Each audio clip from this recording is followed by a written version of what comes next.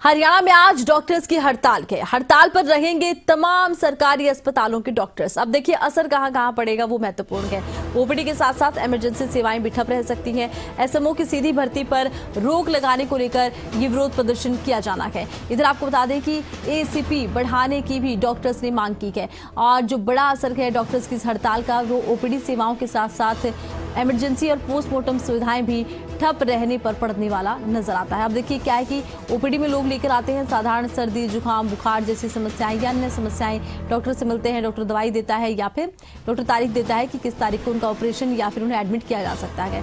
ऐसे में ओपीडी सेवाएं तो एक दो दिन ठप रहे तो कहीं ना कहीं असर तो होगा, लेकिन कम से कम कोई बड़ा नुकसान होने का अंदेशा नहीं है। लेकिन इमरजेंसी सेवाओं के बंद होने से एक बड़े नुकसान का अंदेशा बनता नजर आता है। एक्सीडेंटल केस यहाँ पहुंचते हैं, डिलीवरी केस यहाँ पहुंचते हैं, ऐसे केस जो किसी दूसरे अस्पताल में हैंडल नहीं किए उन्हें भी सरकारी अस्पतालों में रेफर किया जाता है। ऐसे में लोगों को भारी परेशानी उठानी पड़ सकती है। हमारा ये आंदोलन डायरेक्ट एसएमओ और एसीपी से कहीं आगे बढ़कर ये मान सम्मान और गरिमा की लड़ाई बन चुका है।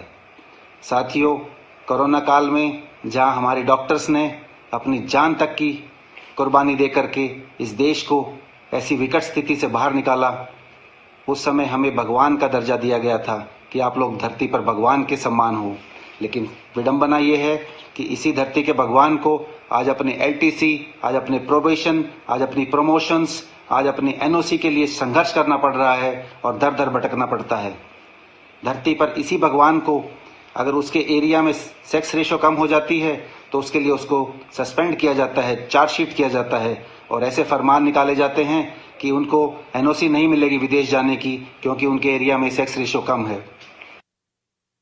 Haryana civil medical services government doctor Haryana की दो प्रमुख जायज़ मांगें, जिसमें पहली है डायरेक्ट एसएमओ की रिक्रूटमेंट रोकना एवं दूसरी मॉडिफाइड एसीपी स्ट्रक्चर प्रदान करना।